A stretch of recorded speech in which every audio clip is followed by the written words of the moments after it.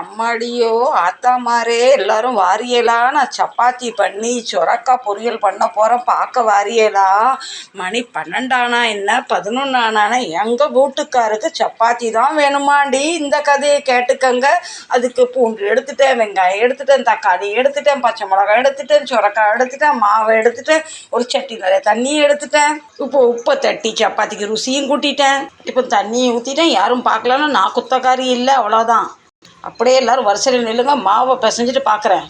பார்த்துக்கங்கடி ஆத்தா, மாவை இப்படி தான் இளம் பஞ்சு மாதிரி பிசையணுடி. அப்போ தாண்டி சப்பாத்தி நல்லா பஞ்சு மாதிரி துணி மாதிரி வரும்டி. நான் டீன்னு சொல்கிறேன், யாரும் தப்பாக நினச்சிக்காதீங்க சரிங்களா. இதெல்லாம் உங்கள் மேலே வச்சுருக்க பாசத்தினால சொல்கிறேன். பாசத்தை விட ஒரு படி உங்கள் மேலே வச்சுருக்க உரிமையில் அப்படி நான் பேசிட்டேன், அப்படி தப்பாக நினைக்காதீங்க யாரும். இப்போ மாங்காய் கொஞ்சம் பூண்டையும் நச்சின்னு இடிச்சிக்கலாம். இதனால் அப்படி சொல்லணும். இப்போ யார் மேலே நம்ம அதிகமாக உரிமை எடுக்கிறோமோ அவங்களுக்கு உரிமை எடுக்க பிடிக்கிறது இல்லை. அது என் லைஃப்பில் நடக்காதனால தான் நான் அப்படி சொல்கிறேன். உங்களுக்கு யாருக்கும் தப்பாக பட்டுச்சுன்னா மீண்டும் நான் அவங்கள்ட்ட மன்னிப்பு கேட்குறேன். இப்போ கடுவை தெறிக்க போகிறேன். ஜீரகத்தையும் கூட சேர்ந்து தெறிக்க விட்டுறலாம். 2 பெரு ஜீவத்தையும் போட்டு தெறிக்கலாம். இப்போ சடன்னு பக்கத்து வீட்டுக்கு சத்தம் போகிறதுக்குன்னா வெங்காயத்தை, பச்சை மிளகா, பூண்டை எல்லாத்தையும் போட்டுடலாம். தனித்தனியாக பொறிக்க விடுறதுக்கு நம்மகிட்ட நேரம் எப்படியாங்கோ, அதனால தான் மொத்தமாக போட்டு வதக்க ஆரம்பிச்சாச்சு. இப்போ நம்ம சொரக்காவை பாலிஷ் போட்டு வச்சாச்சு, வேண்டாததெல்லாம் புளிஞ்சி எடுத்து வச்சாச்சு.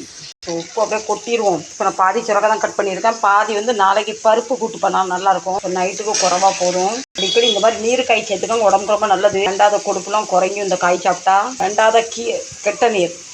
எந்த ஒரு சப்ஜி பண்ணாலும் கண்டிப்பாக கரம் மசாலா சேர்த்துக்கோங்க, ரொம்ப டேஸ்ட்டாக வரும். இதில் நான் ஒரு சொட்டு தண்ணியும் சேர்க்க மாட்டேன், அப்படியே எண்ணெயில் அதை வறுத்து வெந்து எடுத்துருவேன். ஏற்கனவே இந்த காய் நமக்கு நிறையா தண்ணி விடும். இப்போ ஆல்மோஸ்ட் நம்ம சப்பாத்தி ரெடி. நான் சொன்னேன் பார்த்தீங்களா, தண்ணி விடு, இவ்வளோ தண்ணி விட்டுருக்கு. ஒரு சொட்டு தண்ணி ஊற்றலை. என் வீட்டில் எப்போவுமே நான் பெரிய சப்பாத்தியை தான் போடுவேன். சின்னதெல்லாம் போட்டு நமக்கு நைஸ் பண்ணலாம் தெரியாது, டைமும் இல்லை. இன்றைக்கி நைட்டுக்கு ஒரு 5 சப்பாத்தி தான். நம்ம சாமிக்கு சப்பாத்தி ரெடி. சாமிக்கு முதல் சாப்பாடு, மனுஷனுக்கு அப்புறம் சாப்பாடு. நான் சப்பாத்தி பண்ணும் போது கரண்டியில் யூஸ் பண்ண மாட்டேன், அப்படி மாற்றி இந்த அன்னைக்கு ஒரு அமுக்கு, அந்த அன்னைக்கு ஒரு அமுக்கு. இப்போ ஒரு சப்பாத்தி ரெடி. இப்போ கீயை தடவைனா முடிஞ்சிரும். இவருக்கு கீ சப்பாத்தி சுட்டா 2 சப்பாத்தி எக்ஸ்ட்ரா உள்ளே போகும். இப்போ நம்ம சமையலெல்லாம் முடிஞ்சு போச்சு. உங்களுக்கு யார் யாருக்கு சப்பாத்தி பிடிக்குன்னு சொல்லுங்கள். எனக்கு அவ்வளோவா பிடிக்காது. நம்ம சப்ஜியும் ரெடி. இவருக்கு சப்ஜியும் சுரக்காய் சப்ஜியும் சப்பாத்தியும். எனக்கு காலையில் வடித்த ஒயிட் பிளெயின் ரைஸ், காலையில் செஞ்ச தால் பாலம் ஃப்ரிட்ஜில் வச்சுருப்போம். நான் சூடு பண்ணி நம்ம வேலை முடிஞ்சிடும். இப்போ இந்த வீடியோ நேரத்தோடு முடிக்கிறேன். ரொம்ப லென்த் ஆகிட்டுனா நீங்கள் யாரும் பார்க்க மாட்டீங்க.